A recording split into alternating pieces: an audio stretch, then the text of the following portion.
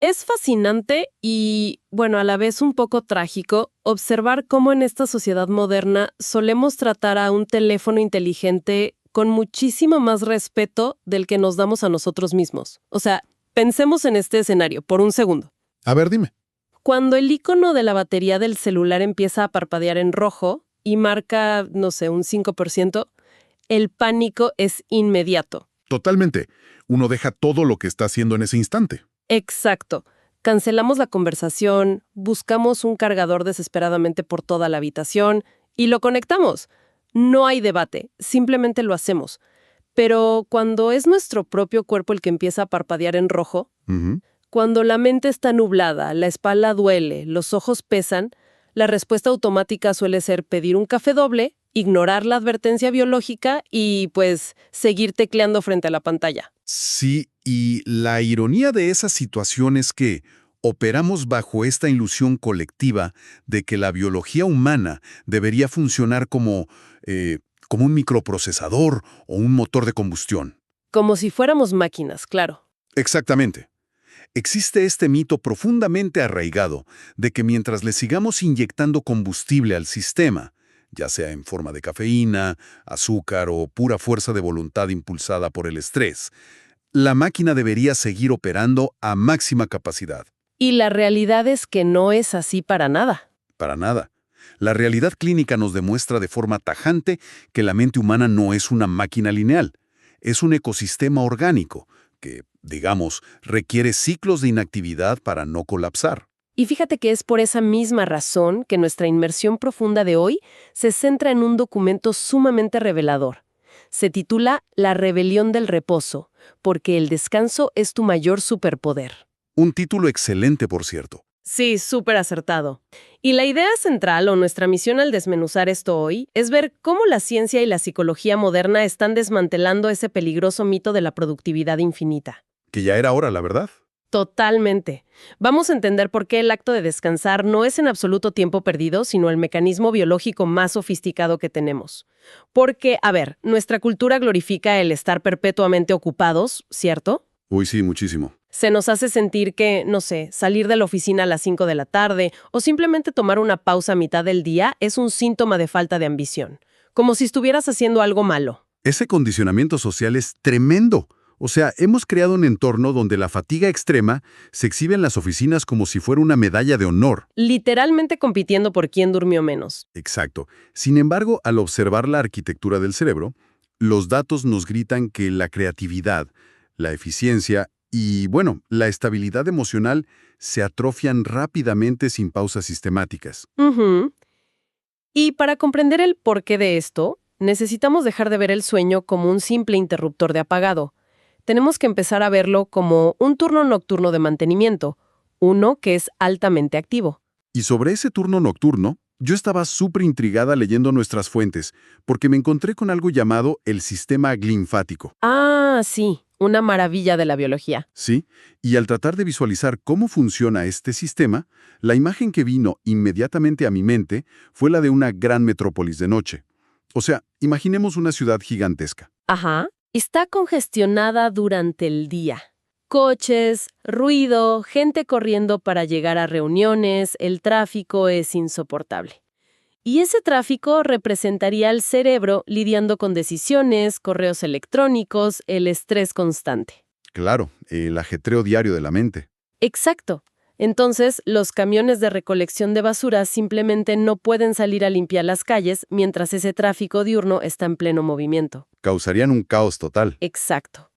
Solo cuando la ciudad detiene su frenesí, cuando las calles por fin se vacían, el equipo de limpieza puede entrar a hacer su trabajo crítico. Y fíjate que esa analogía de la ciudad ilustra perfecto lo que ocurre biológicamente, porque durante la vigilia, las neuronas están trabajando a toda marcha, consumiendo energía de forma masiva. Como los autos quemando gasolina. Tal cual. Y como subproducto natural de ese metabolismo tan intenso, se generan desechos. Entre esos desechos se encuentran toxinas y proteínas específicas que, si se acumulan, están directamente vinculadas al desarrollo de enfermedades neurodegenerativas. Como el Alzheimer, ¿verdad? Exactamente, como el Alzheimer. Para entender este mecanismo físico de limpieza, pensemos en las células gliales. Estas funcionan básicamente como el andamiaje o, digamos, las células de soporte estructural del cerebro. Ujú. Cuando entramos en las fases de sueño profundo, estas células gliales literalmente se encogen, reduciendo su tamaño físico. Espera, ¿el cerebro cambia físicamente su estructura interna mientras dormimos? Así de drástico es. Al encogerse estas células, se abren espacios mucho más amplios entre las redes neuronales. Wow, no tenía idea de que el cambio fuera tan estructural. Sí, es impresionante. Esto permite que el líquido cefalorraquídeo fluya a gran velocidad a través del tejido cerebral, lavando y arrastrando todas estas toxinas hacia el sistema circulatorio para que el hígado las elimine finalmente. Increíble. O sea que si no se permite que esa ciudad se apague, los camiones de basura no salen, los espacios no se abren y las toxinas neurotóxicas simplemente se acumulan en las calles. Exacto, dañando el tejido a largo plazo. Es un proceso mecánico muy real. Bueno, eso explica el daño físico a largo plazo, que ya de por sí es aterrador. Pero tengo que plantear algo sobre el efecto inmediato. Porque, a ver, si mi computadora está lenta por falta de mantenimiento, pues simplemente funciona más lento o se congela un programa. Claro, hay un lag. Sí, pero en nosotros, una mala noche de sueño no solo nos hace lentos, nos hace sentir que el mundo se acaba. Ah, sí, la famosa irritabilidad extrema. Totalmente. ¿Por qué somos tan increíblemente frágiles a nivel emocional cuando nos falta este lavado nocturno? Bueno, la respuesta a esta fragilidad está en cómo la falta de descanso interrumpe la comunicación entre dos áreas críticas de la mente. Por un lado tenemos la corteza prefrontal. Que es como la parte más racional, ¿no? Exacto. Es nuestro centro de control lógico, como el director de la orquesta, que nos permite tomar decisiones pensadas y racionales.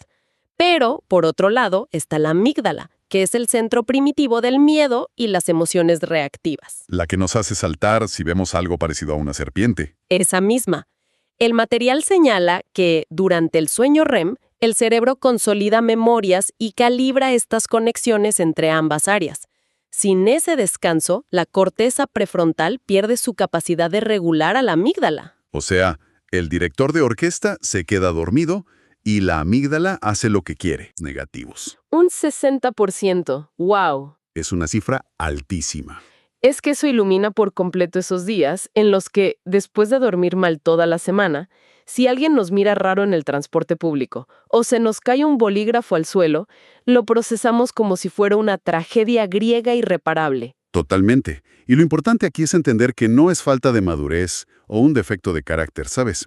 Es literalmente un cerebro operando sin sus frenos emocionales. Lo cual genera una paradoja enorme en cómo vivimos.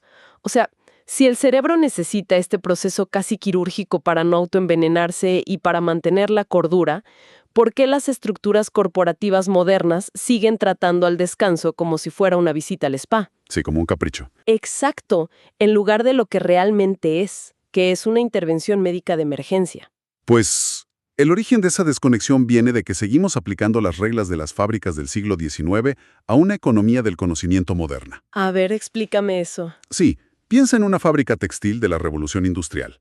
Ahí, el valor se medía exclusivamente por las horas que el telar estaba funcionando, produciendo tela.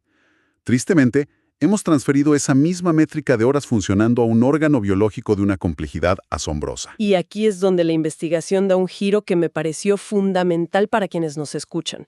Porque todos conocemos a alguien o nos ha pasado a nosotros mismos, seamos honestos, que hace todo bien respecto al sueño. Los que tienen una higiene del sueño perfecta. Exacto. Se acuestan temprano, duermen sus 8 horas religiosamente y sin embargo se despiertan sintiéndose profundamente agotados, como si hubieran corrido un maratón mientras soñaban. Sí, sí. Y la pregunta es, si el sistema linfático supuestamente ya limpió las calles, ¿por qué seguimos destruidos al día siguiente? Esa es la famosa paradoja del agotamiento. Y yo diría que es uno de los puntos más reveladores de nuestras fuentes hoy. Cuéntanos más de eso. La respuesta científica es que dormir cubre únicamente el aspecto fisiológico y neurológico básico. O sea, el gran error de nuestra era es asumir que el sueño es sinónimo de descanso integral. Que son exactamente la misma cosa. Claro, pero en realidad el descanso es un espectro mucho más amplio, y la investigación identifica 7 tipos distintos de reposo. 7. 7. 7 tipos. ¡Wow! Sí. Y la clave es que si solo atendemos uno, que sería dormir, el cuerpo inevitablemente colapsará por déficit en los otros 6. A ver, antes de entrar de lleno a esos 7 tipos, tengo que jugar un poco al abogado del diablo y cuestionar algo que solemos hacer casi todos, ¿ok? Adelante. Cuando alguien llega con el cerebro frito de la oficina, digamos a las 7 de la noche, se tira en el sofá, pide comida y se pone a ver una serie en una plataforma de streaming durante 3 horas seguidas. Un escenario muy clásico, sí. Súper clásico. El cuerpo está quieto, la mente supuestamente ya no está pensando en la hoja de cálculo ni en el jefe. Físicamente se siente como un alivio enorme. Ujú. Entonces, ¿cómo pueden las fuentes afirmar que eso no cuenta como descansar? Es una pregunta excelente porque expone precisamente nuestra confusión generalizada entre parálisis física y descanso neurológico. Parálisis física. ¿Qué término tan fuerte? Es que eso es lo que es. Esa persona en el sofá está obteniendo descanso físico pasivo, que es apenas el primer tipo de descanso de los 7. Sin embargo, al encender la televisión o mirar el celular, está destruyendo activamente otros 2 tipos de descanso fundamentales: ¿Cuáles son esos? el descanso sensorial y el descanso mental.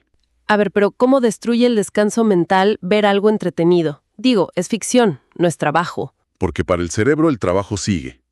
El cerebro sigue trabajando a toda marcha. El descanso mental implica detener el flujo constante de procesamiento de información. O sea, darle pausa a la entrada de datos. Exacto. Al ver una serie, por muy entretenida que sea, el cerebro tiene que procesar arcos narrativos complejos, recordar quién es qué personaje, anticipar giros en la trama, e incluso tomar microdecisiones. Como decidir qué episodio ver a continuación cuando sale la cuenta regresiva. Tal cual. Todo eso requiere un esfuerzo cognitivo. Y peor aún es lo que le pasa al descanso sensorial. Uy, el descanso sensorial. Ese me dolió cuando lo leí. Es que vivimos bajo un bombardeo incesante.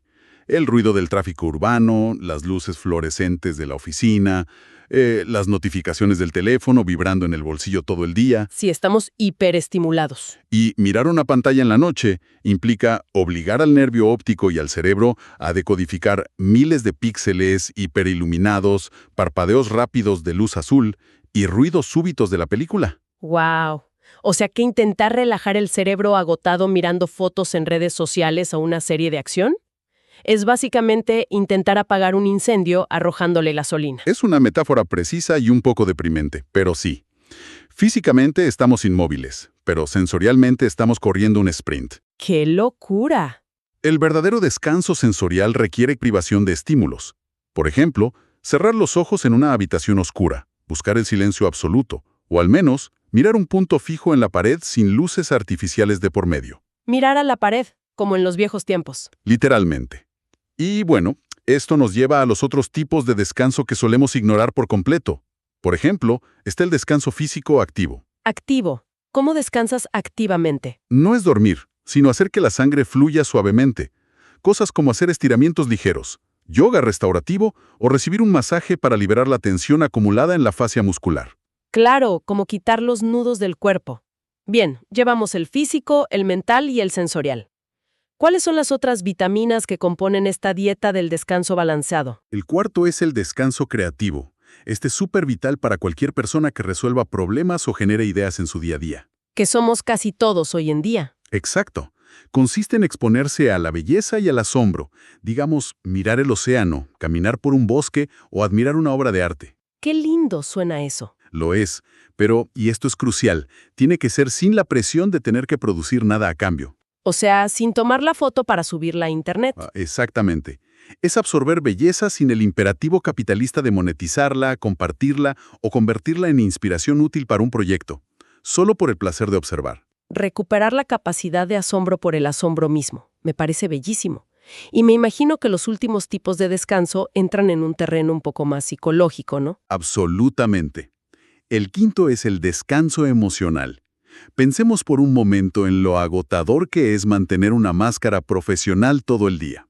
Uf, sí. Usar el tono de voz adecuado para atender a un cliente frustrado. O tragar la frustración en una junta interminable donde preferirías gritar. El descanso emocional es tener un espacio seguro donde no tienes que agradar a nadie. Un lugar donde puedes bajar la guardia. Exacto. donde puedes expresar irritación, tristeza o simplemente ser 100% auténtico sin temor a ser juzgado o evaluado por tu desempeño. Ese déficit emocional debe ser altísimo en nuestra cultura laboral actual. Y bueno, me imagino que esto está muy ligado al sexto tipo, que tiene que ver con las personas que nos rodean. Así es, el descanso social. Este implica hacer un inventario brutalmente honesto de nuestras interacciones diarias. Un inventario de personas. Eso suena un poco intenso. Lo es, pero es necesario. Hay personas que actúan como vampiros energéticos, relaciones que simplemente exigen demasiado de nosotros. Todos conocemos a alguien así. Sí, claro. Y el descanso social no significa necesariamente estar aislado o estar solo. A veces significa elegir pasar tiempo únicamente con aquellas personas cuya presencia nos nutre. Esos amigos con los que puedes estar en silencio y no es incómodo. Exacto. Aquellos con los que no tenemos que competir ni demostrar absolutamente nada. ¡Qué gran punto! Nos falta uno, ¿verdad? Sí, finalmente, el séptimo es el descanso espiritual. Y ojo, más allá de la religión o las creencias específicas, se trata de sentir una conexión profunda con un propósito mayor. Salir un poco de uno mismo. De eso se trata, salir de la burbuja narcisista de nuestras pequeñas listas de tareas diarias. Esto se puede lograr mediante la meditación, el voluntariado comunitario o incluso leyendo filosofía. O sea que esta categorización es como recibir un diagnóstico médico de altísima precisión. Totalmente. Si logramos identificar qué tipo de descanso específico nos falta y logramos nutrir al cerebro con estas diferentes facetas del reposo, la gran pregunta es, ¿qué pasa biológicamente después? Esa es la mejor parte.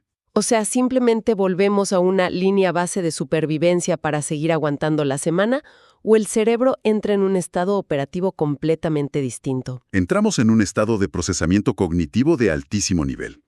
Y aquí es donde la ciencia rompe el último gran mito sobre el descanso que analizan estas fuentes. A ver. Cuando le damos al cerebro este reposo multifacético, no se apaga como si hubiéramos desconectado el cable de la pared de un electrodoméstico. Entonces, ¿qué hace? En cambio, transita hacia una red neuronal completamente diferente, conocida como la red neuronal por defecto, o Default Mode Network en la neurociencia. Ah, sí, he escuchado mencionar esa red antes. Es la justificación científica al fenómeno superuniversal de tener las ideas más brillantes justo cuando estamos cubiertos de jabón bajo la ducha caliente. Ese es el ejemplo clásico, sí. Pero ¿por qué el agua caliente o el aburrimiento desatan esto? ¿Cómo funciona exactamente el mecanismo ahí adentro? El mecanismo tiene que ver con la energía y los filtros mentales.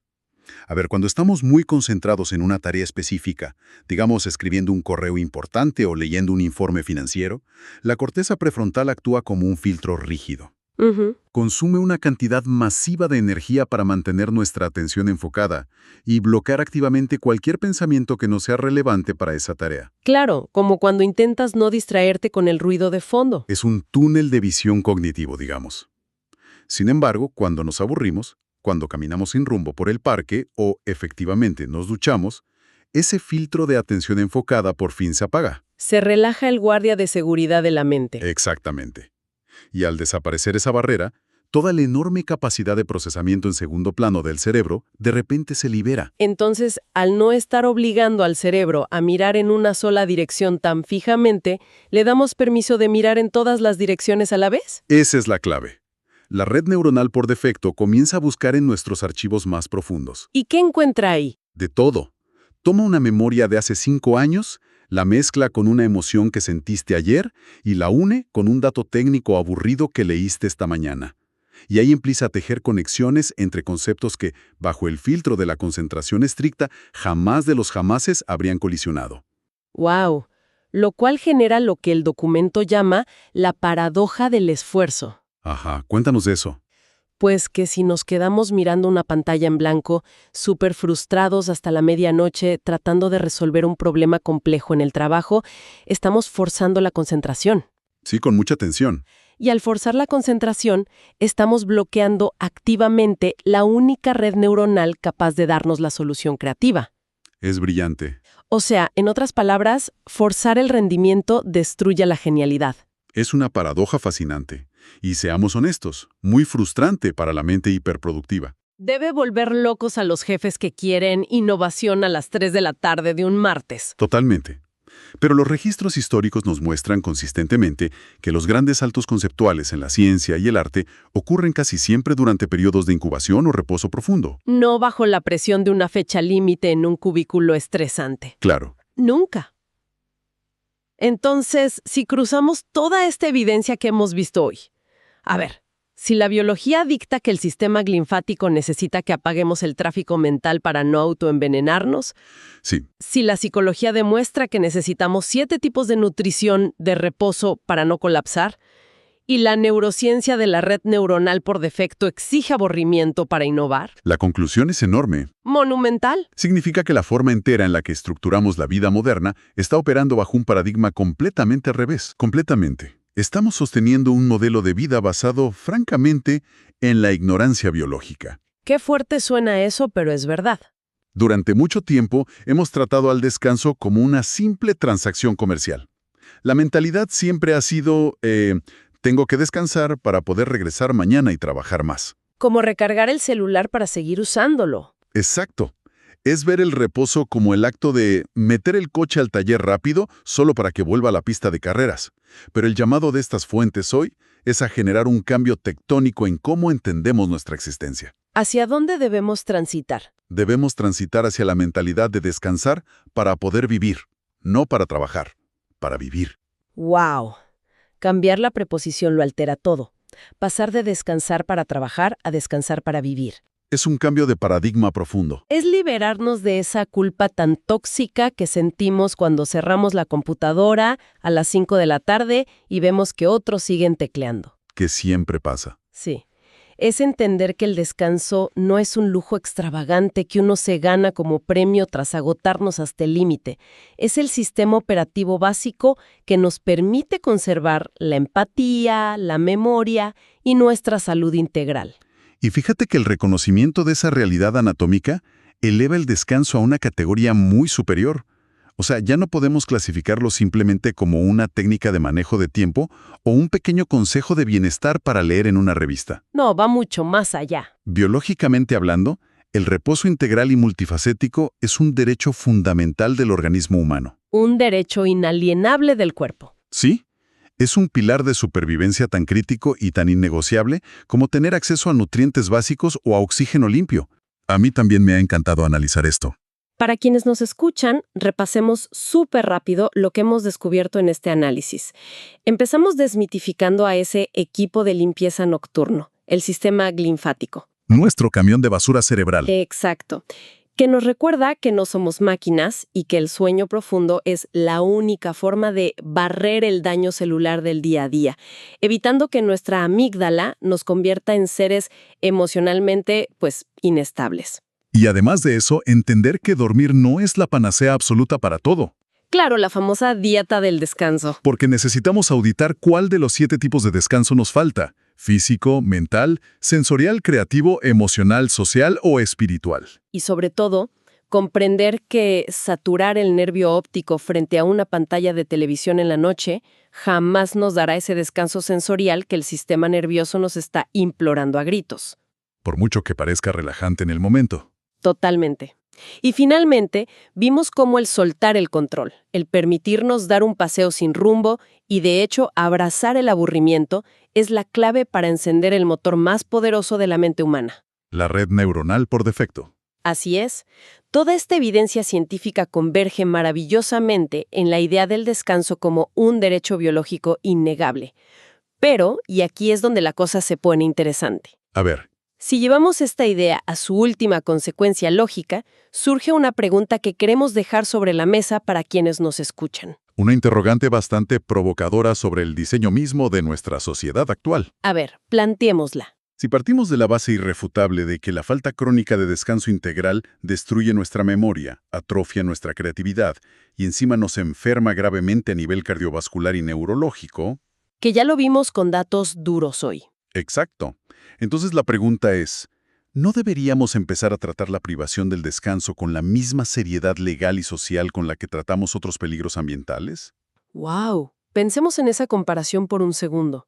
O sea, Hace un par de décadas, fumar en espacios cerrados era lo más normal del mundo, Sí, se hacían los aviones, en las oficinas. hasta que la ciencia demostró el daño biológico irreversible y la sociedad tuvo que adaptarse. Y prohibirlo. Exacto.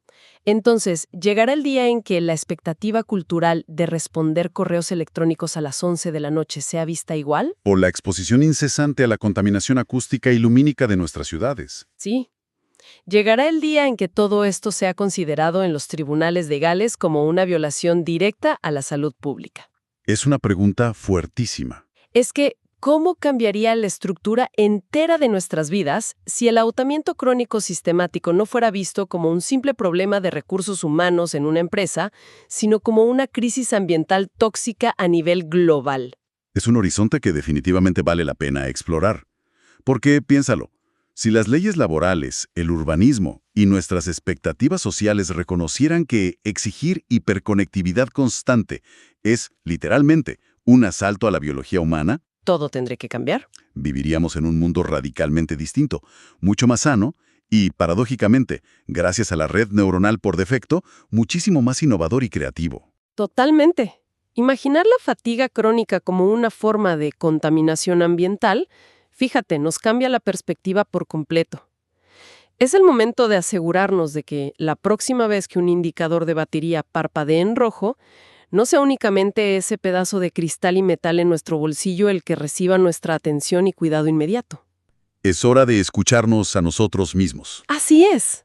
Tengamos la audacia, sobre todo en un mundo obsesionado con la velocidad y la hiperproductividad, de apagar los dispositivos, buscar el silencio y por fin atrevernos a no hacer absolutamente nada.